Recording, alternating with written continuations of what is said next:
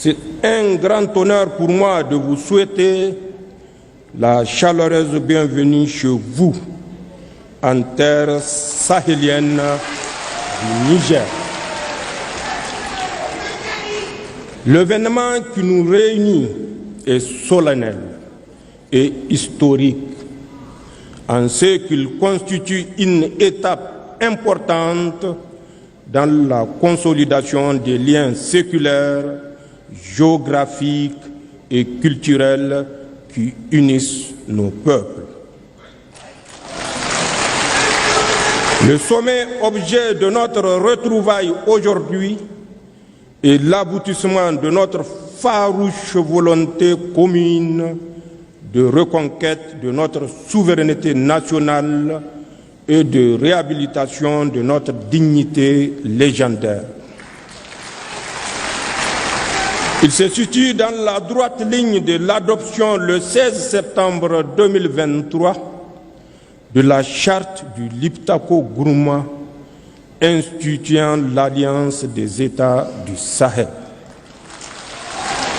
Mesdames et Messieurs, l'approbation formelle du traité portant création de la Confédération Alliance des États du Sahel AES consacrera ainsi l'aboutissement des aspirations de nos populations à sceller sur le socle de notre espace sahélien une union d'États partageant les mêmes défis et les mêmes ambitions, en un mot, le même destin.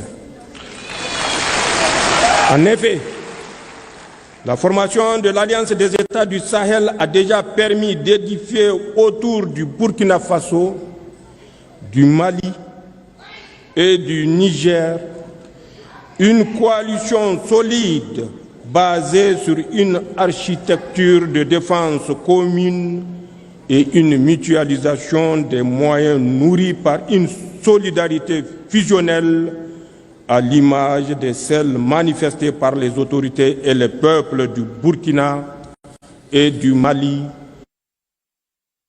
L'agression armée projetée par la CEDEAO contre le Niger. La constitution de ce front a dissuadé les velléités de déstabilisation de notre pays et je tiens à réitérer mon sentiment de profonde gratitude à l'endroit de mes frères Ibrahim Traoré et Assimi Goïta pour cette preuve manifeste de solidarité agissante. Mon pays vous rend un vibrant hommage pour cette prise de position. Aujourd'hui, ce front constitue le rempart contre lequel s'écrasera tout projet d'agression contre la Confédération de l'Alliance des États du Sahel. À cet égard, il me plaît de constater que le volet défense-sécurité de l'Alliance des États du Sahel connaît déjà des avancées significatives avec la mise en place de la force conjointe des États du Sahel. Au demeurant, sur le théâtre des opérations, nos armées mènent des opérations conjointes concluantes dans le Liptako-Gourma. Monsieur le Président Goïta et Traoré, la Confédération Alliance des États du Sahel va s'édifier donc sur un substrat qui assure la protection des populations contre toute menace d'agression terroriste, rébellion, banditisme armé ou tout acte hostile venant de l'extérieur. Je demeure convaincu que dans le contexte géopolitique actuel, l'Alliance des États du Sahel constitue le seul regroupement sous-régional efficient dans le domaine de la lutte contre le terrorisme, la CEDEAO ayant brillé par son déficit d'implication dans cette lutte. De ce fait, L'Alliance des États du Sahel seule nous permet de faire face aux menaces terroristes comme aucune autre structure régionale ou internationale ne l'a fait auparavant. Chers collègues chefs d'État, tout en consolidant cet axe stratégique, il est nécessaire dans le contexte géopolitique actuel de coordonner nos actions diplomatiques tant au plan bilatéral qu'au sein des organisations multilatérales et harmoniser nos politiques extérieures pour garantir au mieux les intérêts de notre confédération Alliance États du Sahel dans l'arène internationale. D'ores et déjà, des succès diplomatiques significatifs sont enregistrés, comme en témoigne le retour en force de nos États sur l'échiquier international, la reprise de la coopération avec les partenaires bilatéraux et multilatéraux, ainsi que la conclusion des partenariats stratégiques nouveaux. Concernant l'axe développement, il est urgent de créer les conditions d'une véritable sécurité alimentaire dans les pays de l'Alliance et mettre en place le dispositif économique, financier et monétaire nécessaire au financement du développement et à l'investissement productif dans l'espace des États de l'Alliance.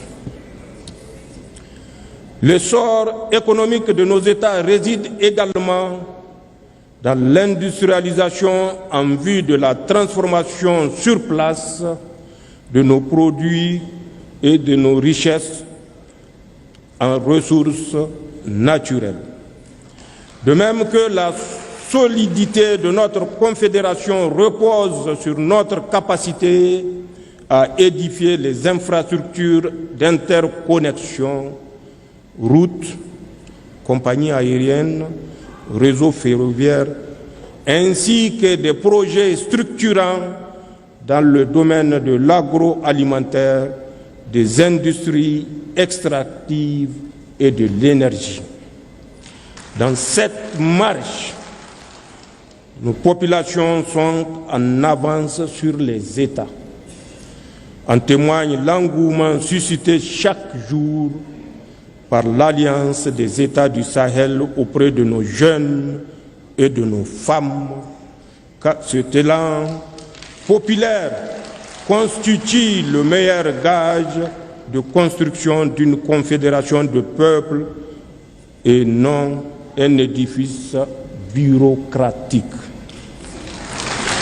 Chers collègues chefs d'État, nos délibérations permettront assurément d'adopter l'armature juridique et institutionnelle permettant de donner corps et identité à la Confédération Alliance des États du Sahel.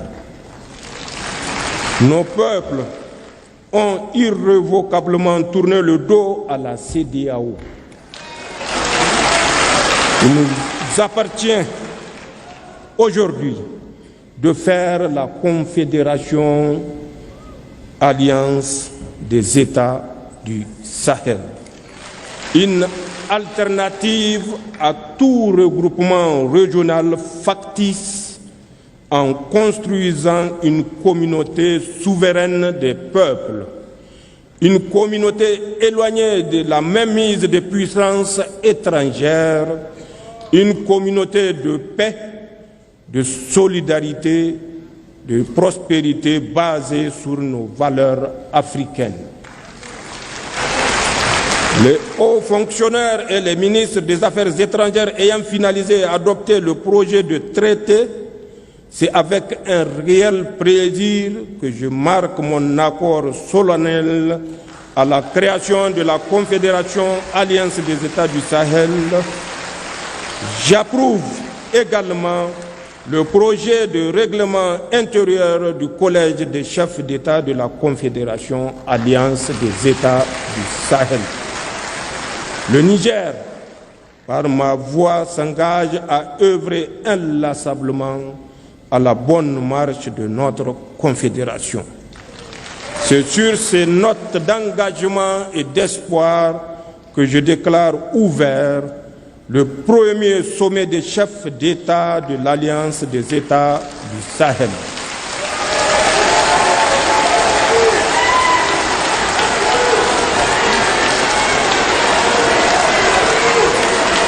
Vive l'Alliance des États du Sahel, vive l'Afrique libérée, je vous remercie.